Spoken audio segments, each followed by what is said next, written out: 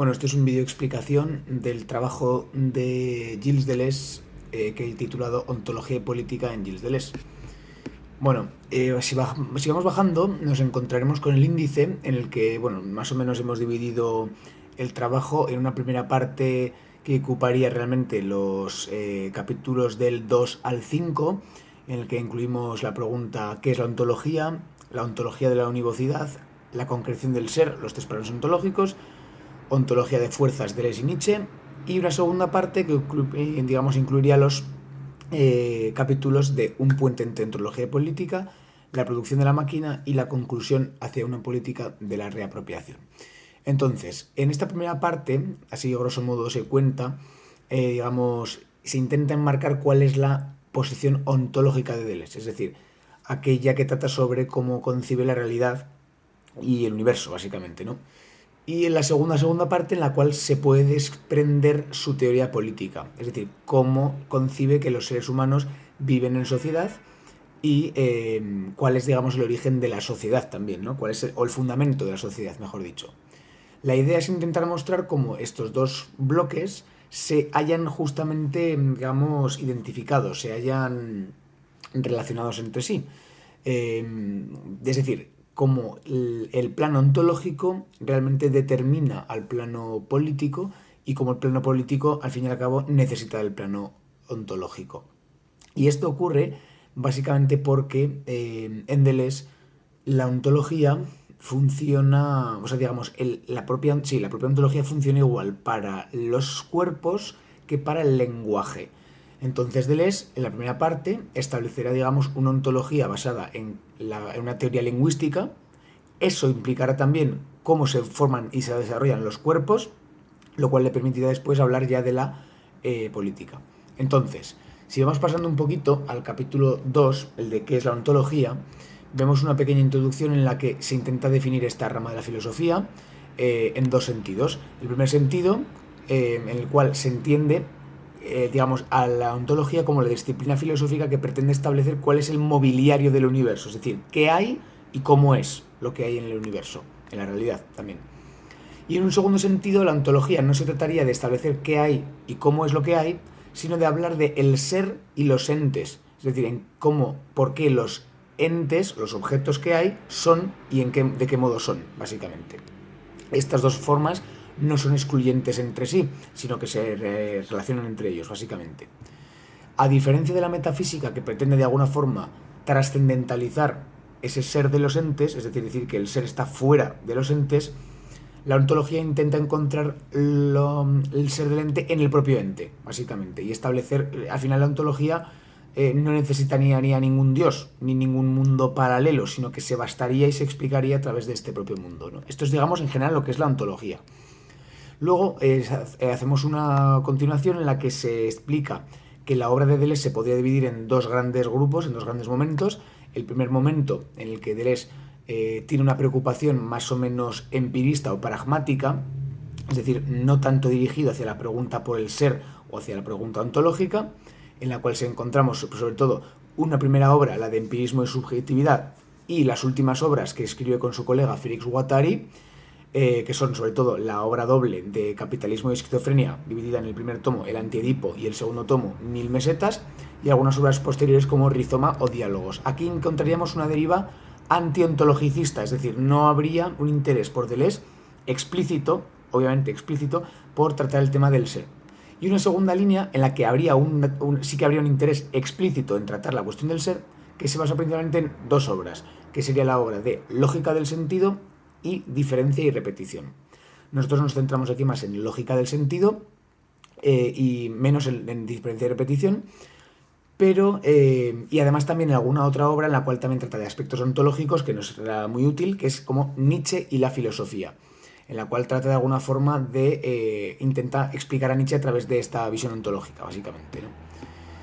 Bien, si seguimos más abajo en el trabajo, decimos, al final del capítulo 2, decimos que resulta interesante traer a colación esta cuestión a la actualidad filosófica, porque Deleuze al final plantea una cuestión de cómo se producen los entes en una época en la que la ontología no era, digamos, esencial, como por ejemplo en la época de Derrida, Foucault o Lyotard. Y a mi juicio también ocurre algo similar actualmente, es decir, a excepción de ciertas tendencias como los nuevos realismos de Mellassou, Brasier o Ferraris, como se plantea ahí que trae Ernesto Castro en su tesis doctoral, realmente la ontología no es una disciplina demasiado tratada actualmente, por lo que al final Deleuze nos podría enseñar cómo a través de su posición ontológica se podría traer a un mundo no ontológico su propia postura, básicamente. Bien, comencemos por lo tanto a establecer un poco cuál es esta ontología deleuziana, es decir, en qué se basa su comprensión del universo y de las cosas que hay en él, para poder después pasar a esta relación con la política que decíamos. Bien, pues la ontología de Deleuze se encuadra en la tradición de la que se concibe como la ontología de la univocidad. La ontología de la univocidad, a grandes rasgos, viene a decirnos que el ser se dice de una sola forma. Esto es, que a pesar de que haya diferentes cosas que existan, todas se refieren a un mismo ser que le hace ser lo que son, básicamente. Es decir, no, a pesar de que un lápiz, un coche o un ser humano sean, los seres que tienen cada uno de esos entes no son diferentes entre sí, sino que se refieren al mismo ser. Por lo tanto, el ser solamente se dice de una forma. Bien, esto se opone, la visión de la univocidad se opone a la teoría aristotélica de la analogía, por la que el ser no se dice de una sola forma, sino que se dice de varias formas, de múltiples formas. Es decir, para Aristóteles, el ser del lápiz, el ser de la persona y el ser del coche serían distintas formas de decir el ser, distintas formas. Es decir, no sería lo mismo el ser del lápiz, el ser de la persona ni el ser del coche. Sin embargo, para la tradición de la univocidad sí que sería la misma. Esta es un poco la diferencia estructural, ¿bien? La primera vez que se postula la tesis de la univocidad es por Parménides de Elea y la escuela también de Elea, pero no de una forma explícita, sino de una forma que se puede deducir a posteriori. No obstante, será a través del escolástico Juan Duns Scoto la primera vez en la que sí que se expresa, digamos, directamente esta univocidad del ser. Y de hecho Deleuze manifiesta claramente, en diferencia y repetición, cómo él sigue realmente la ontología de Juan Duns Scoto. De hecho, dice en la cita, nunca hubo más que una sola ontología, la de Duns Scoto. Es decir, ya sabemos que claramente Deleuze hace manifiesta su teoría de la univocidad. Bien, por lo tanto, manifestando esta idea de que el ser se dice de una sola forma, encontraríamos que el ser realmente es, pues eso, es común, es colectivo, pero a la vez es único. Bien, esto le sirve a Deleuze para oponerse a la dialéctica y a los idealismos. ¿Por qué? Porque de alguna forma los idealismos, como por ejemplo el idealismo platónico o aristotélico, de alguna forma para él, Aristóteles es un idealista, postula que el ser estaría más allá de los entes. Mientras que si asumimos la univocidad del ser, al solamente haber una forma del ser, el ser no está en otro lado, sino que el ser se manifiesta en ese mismo ser se manifiesta tanto en la persona, el coche o el lapicero. Mientras que en Aristóteles, o en la posición analógica, el ser sería algo distinto de esas manifestaciones del ser. En la dialéctica pasaría lo mismo. La estructura dialéctica por la que se pretende llegar de un estamento más simple de la realidad a un estamento más complejo de la realidad, nos estaría postulando que las cosas no tienen en sí misma el ser o la verdad, sino que tienen que llegar hasta él.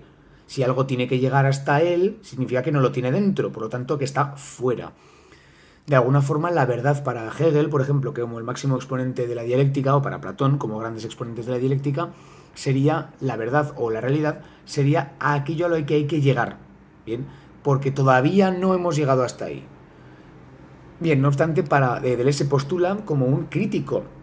Esto en base al igual que lo hace con Nietzsche, es un crítico porque no se postula, el ser no es algo a lo que hay que llegar, sino que hay que saber hasta dónde ocurre el ser en este mundo, en esta realidad, en este universo, básicamente.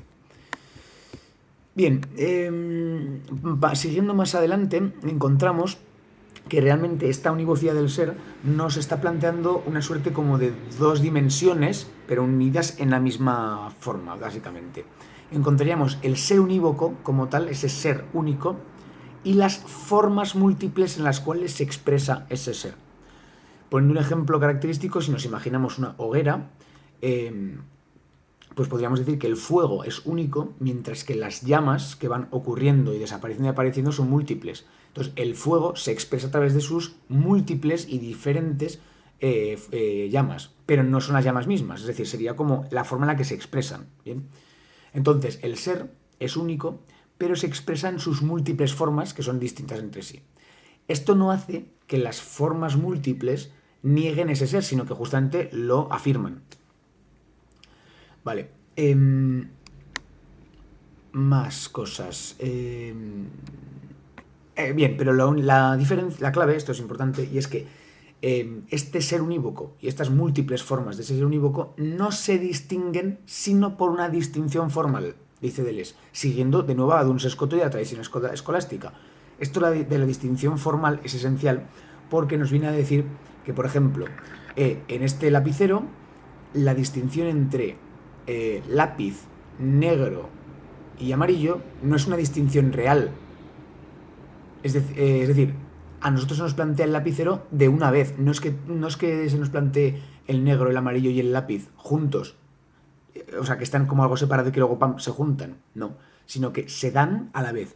Que nosotros los podamos distinguir como lápiz por un lado, negro por otro y amarillo por otro, eso es una distinción mental, racional, formal. Al igual que también es una distinción formal la que hacemos entre las llamas y el fuego. Esa distinción en el objeto mismo de la llama del fuego no se da, ocurre todo a la vez. Pues entre el ser unívoco y las múltiples formas del ser ocurre lo mismo. El ser y las múltiples formas del ser son una misma cosa. Pero si podemos hacer esta distinción entre ser y formas del ser, es una distinción únicamente de razón. La hacemos nosotros. Distinción formal o de razón. Vale. Entonces, estas múltiples expresiones del ser no son, por lo tanto, distinciones del ser como cortes de ese ser, sino que serían de alguna forma manifestaciones de la potencia de ese único ser.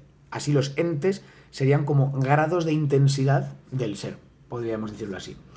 La forma en la que yo me lo imagino es como si nos imaginamos estas gafas que te pones con visión térmica, en la que ves que una persona pues tiene más calor aquí y está naranja o rojo, y algo que tiene más frío es como azul o verde. Pues el ser sería todo lo que estaríamos viendo a través de esas gafas, y las entes, los objetos, serían como grados de intensidad, es decir, como colores rojos de ese ser unívoco, pero no se distingue del propio ser. Bien, esto por un lado. Así sería la ontología genérica de Deleuze, es decir, una ontología de la univocidad. Pero ahora vemos cómo vamos a matizar, cómo vamos a concretar este ser unívoco, y esto lo plantea en su obra Lógica del sentido. Es lo que es el capítulo 4, los tres planos ontológicos. Bien, los tres planos ontológicos lo vamos a intentar resumir un poquito más diciendo que, bueno, para Deleuze la realidad, este ser unívoco, se divide en tres planos, que serían el plano del lenguaje, el plano de los cuerpos y el plano de los incorporales. Voy a empezar con el plano de los cuerpos. Para Deleuze, los cuerpos son medidas, es algo limitado, algo determinado, finito, como por ejemplo esto, básicamente, y ya está, básicamente, y que se mide a través de una concepción del tiempo que él denomina cronos. Es decir, esto es finito, esto algún día pues se destruirá. Entonces eso significa y que además esto es ahora, es en presente. Cronos significa presente, es decir, el tiempo de los cuerpos es el presente. Eso quiere decir, la metáfora típica que se suele utilizar con el tema del presente es comprender el tiempo como una línea recta que va del pasado hacia el futuro, y el presente sería como, ¡pam!, la línea recta. Entonces lo que podemos decir de los cuerpos es que son ahora, aquí y ahora, en este momento, y que en algún momento acabarán. Son finitos y se miden en su presente, con un pasado respectivo y un futuro respectivo. Vale. El segundo plano ontológico hemos dicho que era, además de los cuerpos, el lenguaje. Para Deleuze, el lenguaje tiene su principal expresión a través de la proposición, a través de la frase, la oración, el juicio, básicamente.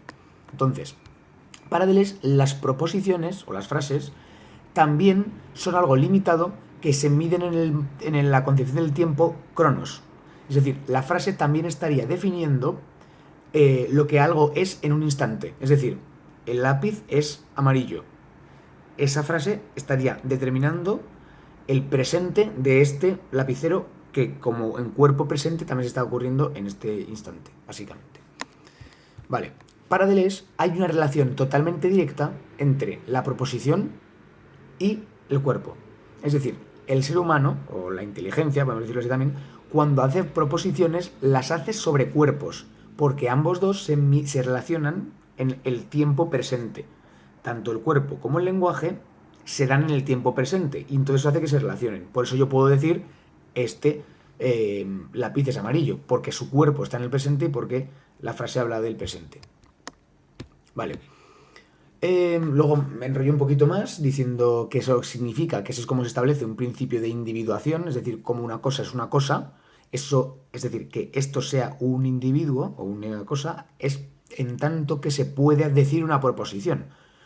Porque si no se pudiera decir una proposición de eso, significaría que no estaría en el tiempo presente. Todo lo que es cosa, todo lo que es objeto, todo lo que es individuo, es porque se puede hacer una proposición sobre eso.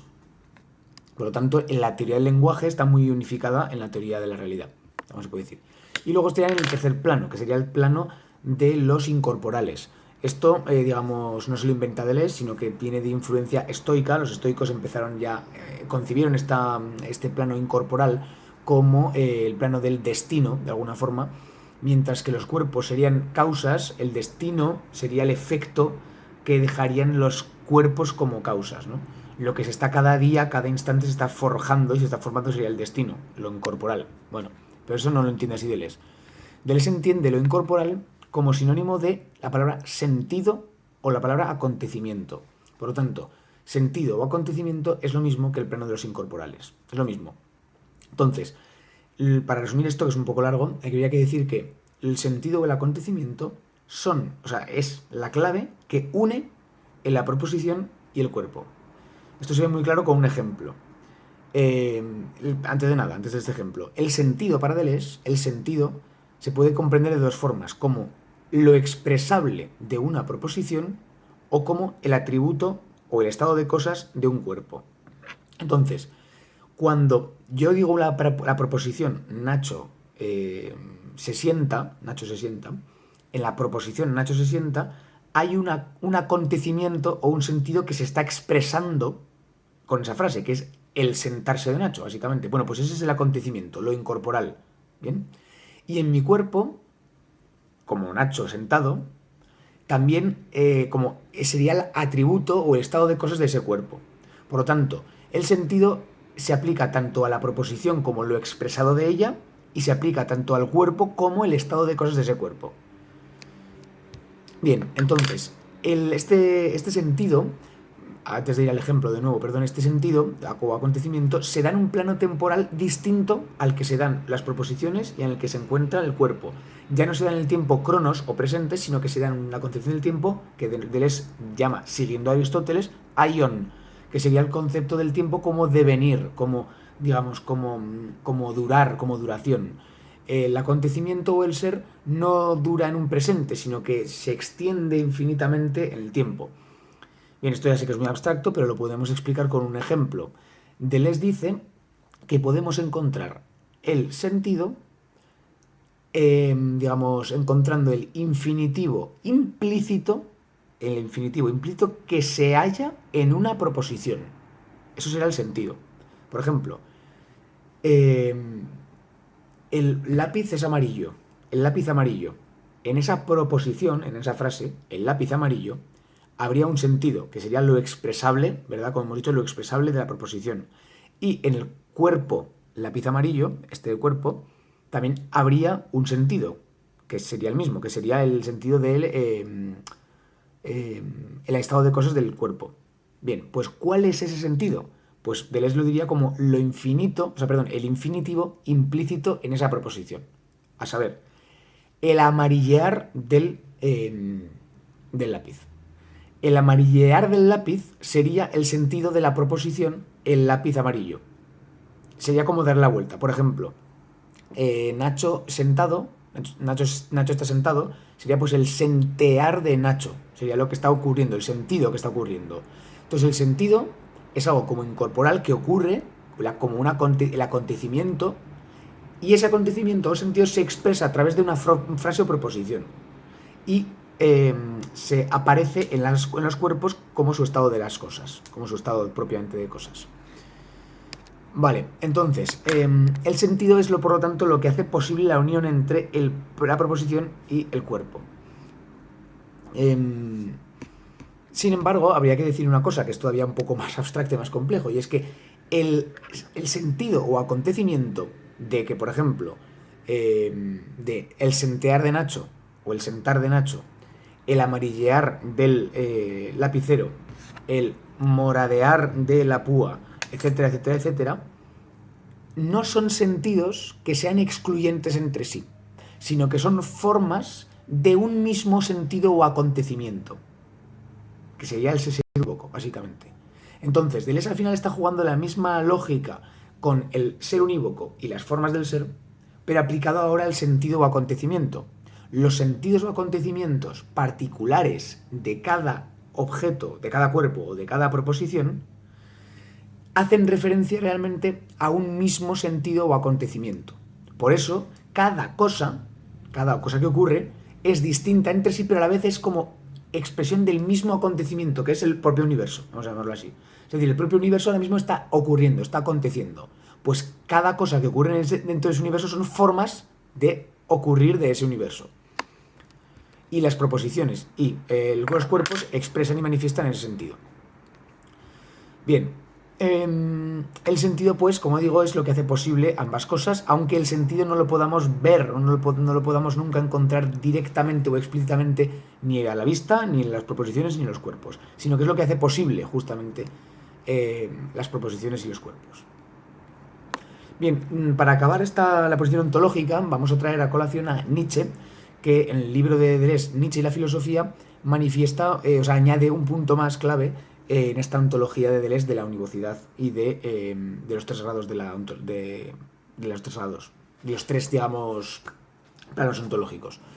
Y es el concepto de la voluntad de poder en Nietzsche, o, digamos, la potencia que traerá Deleuze desde Nietzsche. Es decir, este ser unívoco o este sentido o acontecimiento en verdad no son sino potencia, fuerzas.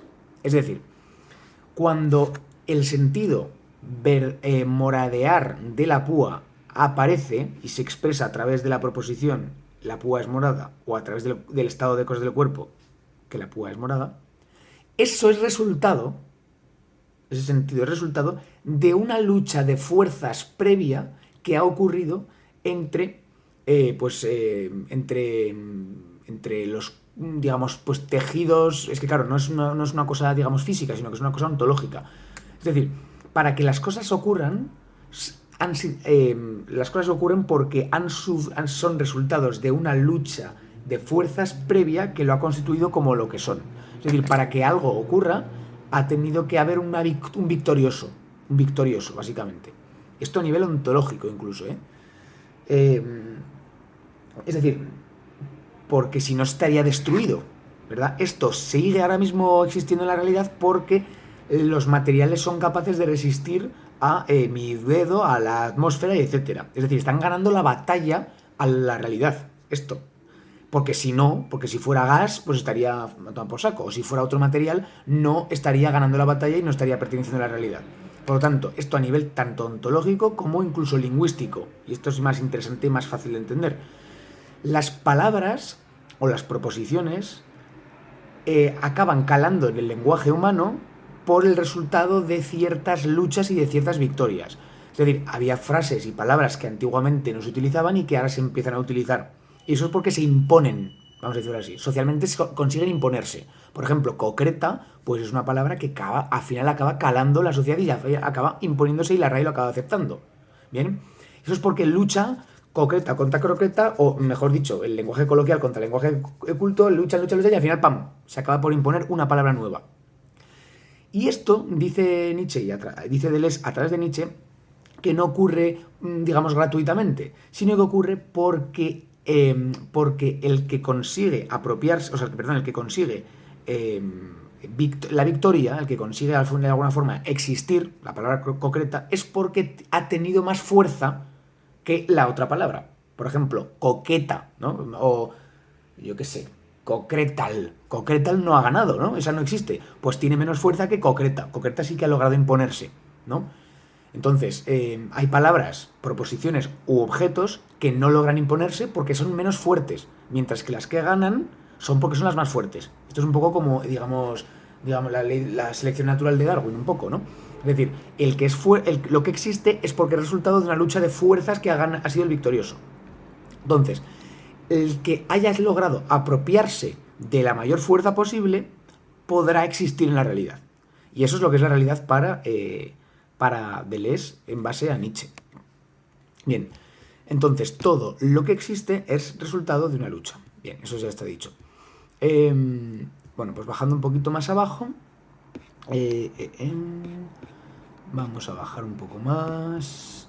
Vamos a unir ya la ontología y la política, porque ahora veremos cómo para Deleuze la estructura lógica que se da en el lenguaje en los cuerpos será la misma lógica que, como ya hemos dicho antes, que ocurra entre las comunidades humanas. Entonces, vamos a añadir, vamos a hacer vamos a establecer 3 conceptos claves para entender digamos, este puente, ¿no? Primero decir, antes de establecer los 3 conceptos rápidamente, primero decir que el puente entre ontología y política se establece porque, como hemos dicho al principio, toda ontología desemboca necesariamente en una política y toda política requiere necesariamente de una ontología. Toda política, como digo, requiere de un establecimiento de cómo vemos la realidad. Es decir, toda esta cosa que hemos dicho antes, del ser unívoco, las multiplicidades del ser, el plano de los incorporales, el plano del cuerpo, el plano del lenguaje, etc., todo esto es necesario para poder establecer la política. Es así. Son como las normas del juego. Vale. Entonces, ¿cuáles son estos 3 puntos que nos van a ayudar a establecer esta estructura general de la ontología para relacionarlo luego con la política? Bien, pues es lo que acabamos de decir de Nietzsche. En primer lugar encontraríamos la apropiación, que como hemos dicho, lo que es necesariamente tiene que apropiarse de las fuerzas, ganar la batalla para poder ser. Entonces, después de la apropiación, el siguiente concepto clave de la ontología es la producción. Una vez ha habido apropiación de fuerzas, entonces se puede producir esa palabra, por ejemplo, concreta, ya se puede introducir en la Real Academia de la Lengua o ya se ha podido producir este objeto porque ha habido una apropiación de fuerzas para poder conseguir producir este objeto. Y por último, en tercer lugar, sería la reproducción de ese objeto. Es decir, sería la reproducción es decir, que la palabra concreta se vaya diciendo y se vaya calando y se vaya normalizando. Eso sería cómo funciona la realidad. O que esto, por ejemplo, pues se vayan haciendo más de estas, o que esto pues siga viviendo, siga aguantando y demás. Apropiación, producción y reproducción. Así funciona la ontología para Deleuze en base a Nietzsche y a demás autores. Bien. Entonces, la forma en la que funciona la ontología es de este modo. El que tiene el poder será el que puede apropiarse del sentido o de la forma de crear palabras o de la forma de crear cosas. El que tenga el poder. Y el que tenga el poder podrá apropiarse, podrá producir y podrá, por lo tanto, reproducir el sentido de las cosas. Entonces, el que tenga la fuerza, al final será el que consiga, de alguna forma, dominar el ámbito del lenguaje y dominar el ámbito de la realidad de la producción de cosas. Bien, para Deleuze, la forma de apropiarse de las cosas es a través de tener mayor fuerza, como hemos dicho a partir de Nietzsche. Y eso es lo que él llama el concepto de territorialización. Es decir, como establecerse como el territorio establecer territorios. Agenciándose, ¿verdad? O apropiándose de ese poder. No obstante, para Deleuze hay una suerte de capacidad de resistencia, es decir, no todo estaría perdido, porque el que tiene el poder actualmente podría llegar a perderlo en algún momento. Y eso es porque hay un espacio en el cual se puede haber un espacio de la reterritorialización, es decir, se puede ganar la batalla al que tiene el poder, estableciendo una nueva capacidad de producción de sentido y demás. Vale. Por ejemplo, aquí yo digo que ahora mismo el que tiene la batalla ganada sería el capitalismo. Dice, el capitalismo a través de los estados e imperios dominantes pues establecería un territorio premapeado que funcionaría como mecanismo de apropiación masivo afectando tanto a los conceptos como a las subjetividades. Es decir, ahora mismo no podemos comprender lingüísticamente no podemos entender nada en un ámbito de, digamos, de existencia capitalista. ¿Por qué? Esto parece una locura, pero es verdad. Es decir, algo que no tenga sentido no lo diremos. Y eso al final es algo que no valga para nada, al final es una lógica de la razón instrumental. Es decir, buscamos que las cosas tengan utilidad y que además valgan porque tengan más beneficio. Por ejemplo, también además la subjetividad humana actualmente se produce bajo siempre la lógica de capitalista, porque son los que tienen el poder, básicamente, ¿no? Incluso aquí pongo el ejemplo de un médico. El médico, lo que es un médico actualmente, o lo que es un profesor, está producido en base a una sociedad cuyas fuerzas que se han apropiado y han dominado son las fuerzas capitalistas. Por lo tanto, el profesor tiene una forma de hablar, tiene una forma de ser, de expresarse, por, digamos, la manera en la que el concepto de ser profesor se ha producido en este mundo.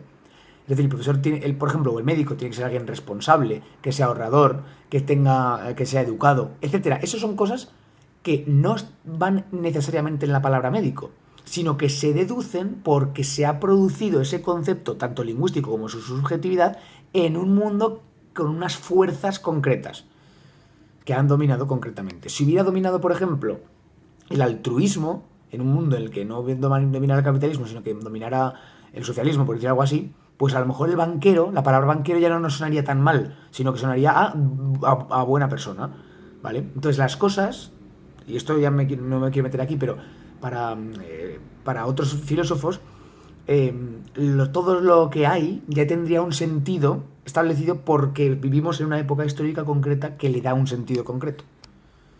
¿Vale? Y en el caso de que, por ejemplo, pues no podemos imaginarnos ahora mismo el concepto de, pues eso, ¿no? De profesor es alguien entregado a los demás, inteligente, que demás cosas. Eso es porque ocurre en un mundo en el cual se ha producido ese concepto. Si se hubiera producido en un mundo distinto, el profesor tendría otras características. Y todo esto se debe a la tríada de apropiación, producción y reproducción. Vale. Ahora vamos a meternos ya directamente. Así es como se da la relación ontopolítica, por supuesto. Porque ahora vemos cómo es el que tiene el poder político, es el que produce la relación ontológica, o el que produce la ontología, básicamente. Vale, ¿esto cómo se manifiesta concretamente en Deleuze? Bueno, vamos a irnos a una de las obras últimas de Deleuze, que sería la del Antiedipo, que escribe con su colega Félix Guattari, que es súper importante.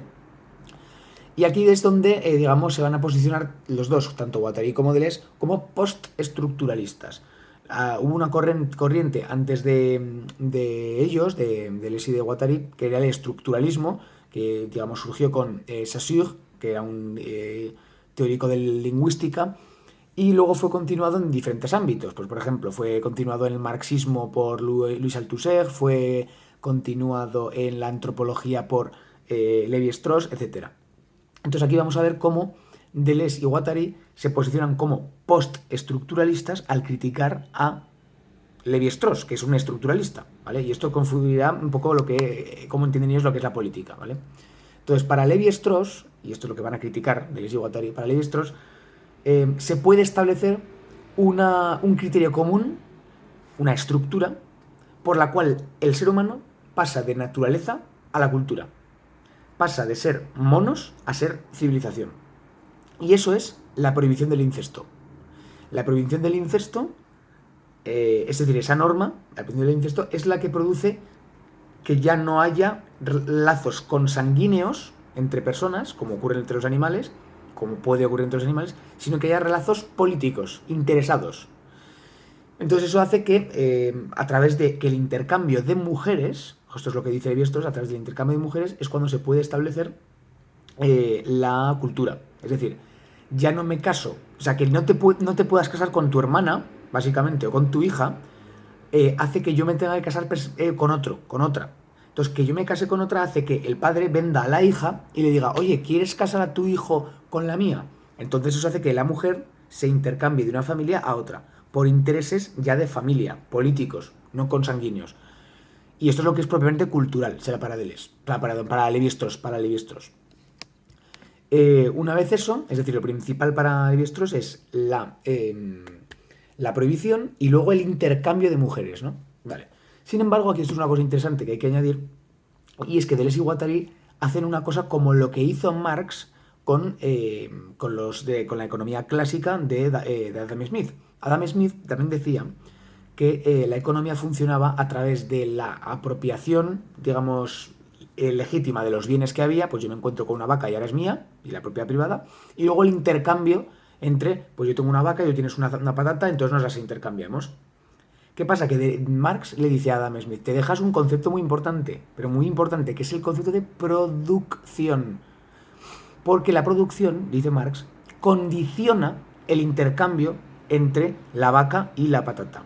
¿Por qué? Porque si el de la patata puede producir muchísimas patatas, entonces a él las patatas le darán exactamente igual. Entonces querrá más de una vaca, querrá 3 vacas. Entonces, dicho más sencillamente, si nos lo aplicamos de esta forma, Adam Smith nos diría que la ley de la oferta y la demanda sería una ley natural, que las personas deseamos las cosas naturalmente porque por nuestras cosas y que el mercado satisface nuestros deseos y que, oh bendito mercado, mientras que Marx diría que no, que la oferta y la demanda está condicionada por la capacidad de producir. Esa es la clave. Es decir, que si una empresa puede producir muchísimas púas, entonces cambiará cómo oferta esas púas. Las bajará de precio y además si oferta muchísimas, entonces la gente, pues digamos, la demandará más porque habrá más oferta de eso. Sin embargo, si la empresa tiene poca capacidad de producir púas, solamente puede producir una púa y no 40.000, una solamente, pues el precio de eso aumentará y la demanda disminuirá. Porque la gente no querrá tanto, porque ostras, solamente puede conseguirlo uno, porque es muy cara. Por lo tanto, la oferta y la demanda está condicionada, causada totalmente por la producción. Esto es Marx, ¿vale? Pero Deleuze y Guattari utilizan la misma estructura que utiliza Marx para criticar a Lévi-Strauss. Entonces le dice, Lévi-Strauss, amigo, en el concepto esto de la prohibición del incesto y de la intercambio de mujeres te has dejado un concepto clave, que es la producción. La producción de lo que es la mujer intercambiable. Porque le dice Deleuze a Lévi-Strauss, antes de que la mujer sea intercambiable, tiene que crearse el concepto de la mujer intercambiable. Se tiene que producir. Entonces, la apropiación de los hombres como más fuertes, digámoslo así, en la relación del incesto, hace que se produzca, se cree, se marque, que es lo que dice López, un autor, López, dice que es lo que hace que se marque el cuerpo, se codifique y se diga, esta mujer ahora ya se puede intercambiar. Ya se ha producido, con ese hecho de marcar al cuerpo de la mujer, se ha producido ya a lo que es la mujer intercambiable. Por lo tanto, lo que se intercambia previamente ha tenido que ser producido. Y esto, aunque parezca una chorrada, para Adam Smith y los liberales, y para Lévi-Strauss y los estructuralistas, es obvio. O sea, lo obvian, mejor dicho, lo obvian. Las cosas se intercambian. Pero no es así. Las cosas primero tienen que ser producidas para después poder ser intercambiadas, básicamente. Y en la producción está condicionada, como hemos dicho antes, en la tríada de apropiación, producción y reproducción, está contenida en la producción. ¿Quién produce? El que tiene el poder. Por lo tanto, los liberales y los estructuralistas se dejan de lado que el que tiene el poder es el que establece necesariamente cómo se producen las cosas y cómo se produce el mundo. Para Deleuze y Guattari, la sociedad, más que ser algo así como más que empezar con la prohibición del incesto, empieza por la producción de normas. La producción de la norma de la prohibición del incesto.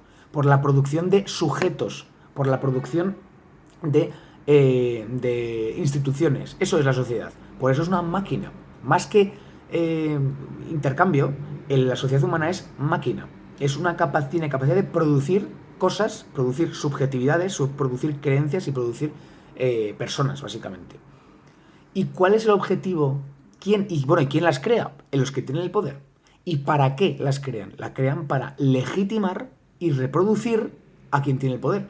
Por lo tanto, si son los hombres los que crean a las mujeres para que se intercambien, la reproducción y el intercambio de esas mujeres no tiene sino como finalidad la mantención y la conservación del hombre como poder, básicamente, del hombre como apropiador de la fuerza, como el que manda, básicamente. Esto ocurre lo mismo con el capital y con el Estado. Y acabo ya con esto, acabo ya con el trabajo. que es lo que decimos en la conclusión. El Estado y el capital, para Deleuze, son los dos agentes propiamente dichos actualmente que tienen más capacidad de apropiación de fuerzas. Por lo tanto, serán los que mayor capacidad tengan de producción y reproducción de subjetividades.